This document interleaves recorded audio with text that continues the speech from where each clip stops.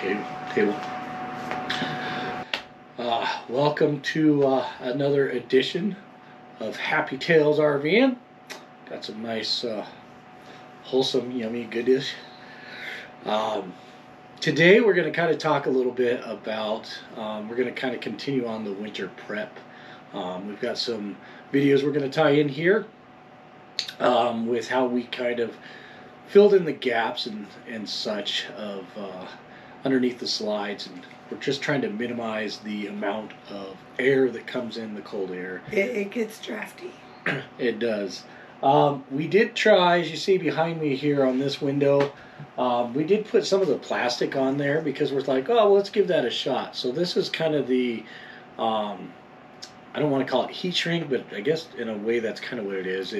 It's the kind that you buy at your local hardware store. It has the two-sided tape that you wrap around your window. I think it's actually called window shrink, just in case you're looking for it.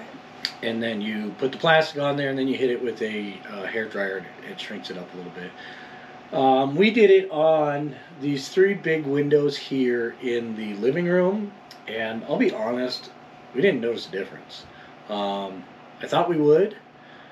We still feel a little bit of draft, but I actually think the draft is from these windows are just, well, basically these windows are just pressed together. There's a little bit of foam taping that goes around this metal ridge here, and you can see me up, and on the outside of the window, and that's the only thing that insulates these windows. So I think that actually it's not tight against there. If you look at your windows, you'll see that there's about 1 billion screws on the inside that hold those things together. So again, these things are just built to be light. So there's not a lot of R value in there. Even though we do have double insulated windows, we don't feel a lot of cold actually on the window glass itself, which is kind of nice. But we do feel a draft kind of around the bottom sometimes. So save yourself the money. That didn't work. So today, as I'm rambling on, we're going to kind of do some skirting. I'm going to show you some different options of skirting. You'll notice that there's the typical vinyl. There is some insulation board. And you'll also see that if these people are still here, I think they are, that where they use an inflatable, it's like an inflatable sock basically, that goes underneath. Basically what you want is you want to try to keep that air from flowing. Even if it's not windy, just that air coming underneath there is going to pull out the heat. And so that's basically what the skirting does, is to eliminate or knock down as much as that wind as you possibly can. So being that we've spoken in the past, we are RVing wrong this winter. This week we're supposed to get down to close to -20, so it's imperative that we go through and we kind of put this through and get this installed today before it gets cold. What that'll do is it'll change the amount of propane that you use. You're still going to use quite a bit of propane, but it will help mitigate that a little bit. And I'm going to show you a couple little tricks and trades that I've picked up along the ways that will help. But without further ado, we're going to kind of put it on a time lapse real quick, and we'll show you as we're putting the skirting on. But before we do that, alrighty, well, in true Happy Tales fashion, okay, I can't even say that, in true Jason fashion, I jumped ahead and totally forgot to film. So this is what we're using. They have a bunch of different thicknesses, all the way from 1/2 inch to 2 inch, and here's your R value. I really didn't want to mess too much with the 2 inch, so we just went with the 1 inch, a 6 R value. Like I said, I'm not looking mostly for insulation as much as I am just to kind of keep the air that's underneath there. So I'll have Beth kind of spin around here. We just kind of got a little jump start on it, and we have put these in around the step, and we've started on the dinette slide. And what we're going to do is these guys, this part right here is your rub rail. This is all aluminum. You can see it on all of them. But then it tapers down. So what we've done is we've come between the taper of that aluminum and the frame and just kind of tucked it up in there. Now, like our neighbor here, these are vinyl skirts. They've been professionally done. And you can see, I'll have Beth hold it here. They're not here. They kind of store their camper here. It's kind of weird, but you can see these little twist locks every foot. Those stay on your camper permanently. They don't cause any issue. To me, I just don't like the look of them because they get riveted on and then they're there permanently. So I wanted to do something that wasn't permanent, and this guy here paid 950 bucks for that size of a camper. We'll show you some later on that are upwards of 3,300 bucks. There's a really nice one to where there are no snap pads. It's a company out of South Dakota, and they use a channel, so you slide it in there, and it almost looks like it's part factory. So that was something, if we continue to RV wrong, we might look into. But for right now, this is what we're using.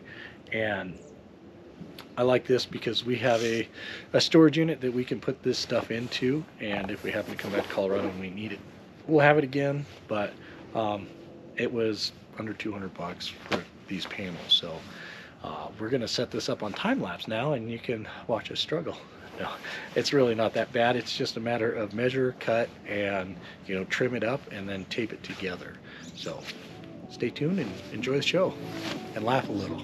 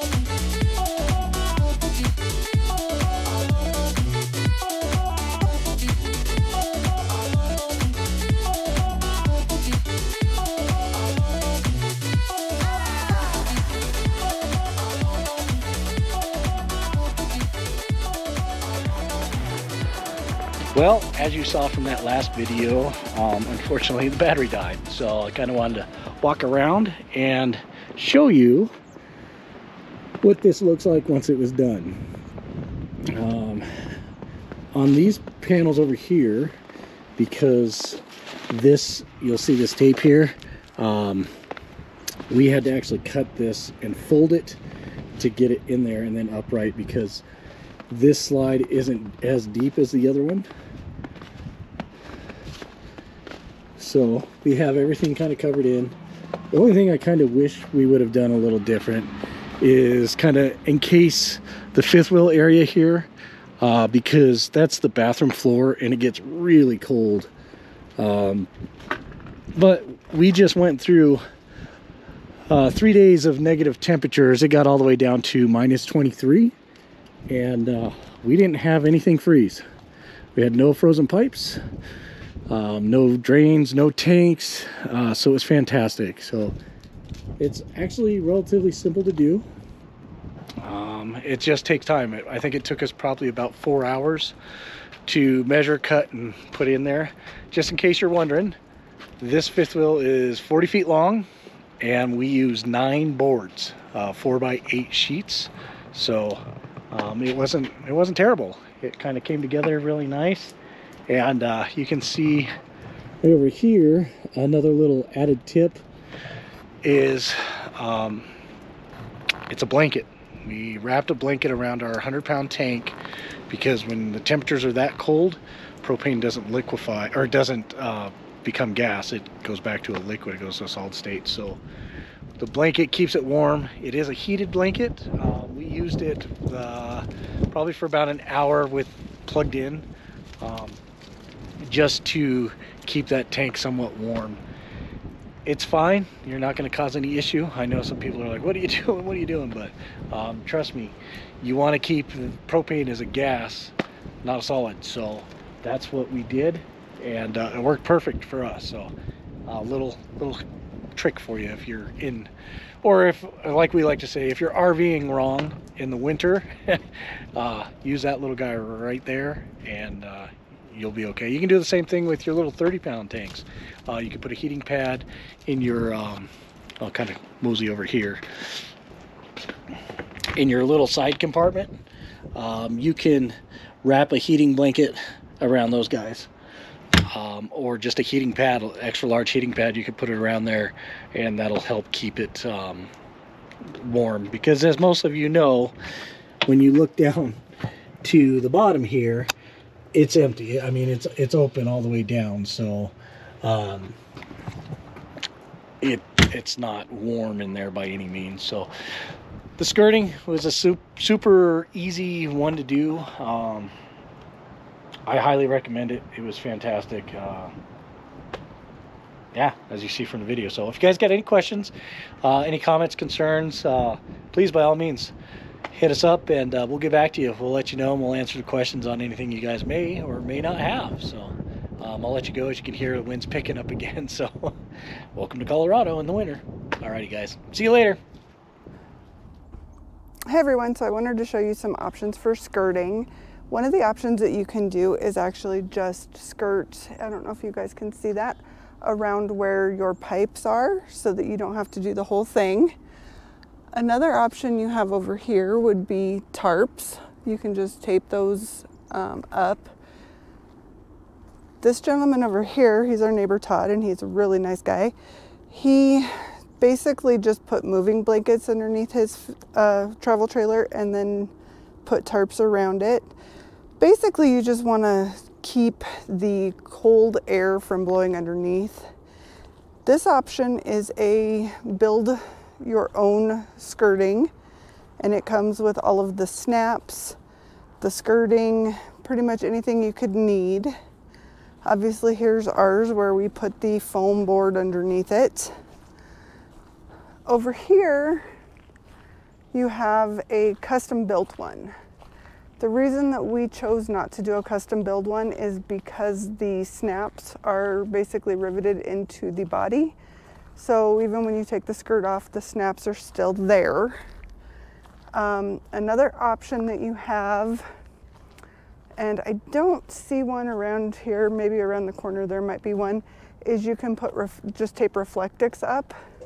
Again, the whole point of this is to just keep the cold air from blowing underneath your camper, fifth wheel, your RV basically, to keep the inside more warm. Around the corner here, see, here's another one that did just, they kind of did tarp and foam board.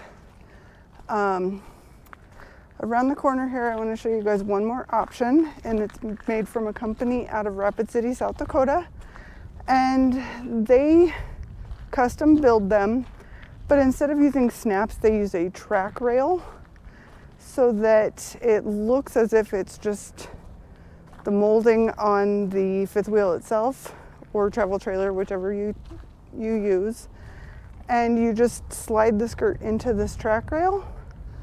And that's this over here. So as you can see, there's no snaps. It's just a railing. And then the reflectix I was talking about is this guy over here, where they just tape it up. And you can actually get that at Home Depot or on Amazon. So I hope that gives you some options. And again, thanks for watching. If you have any comments, put it down in the comment section. And we'll see you guys next week.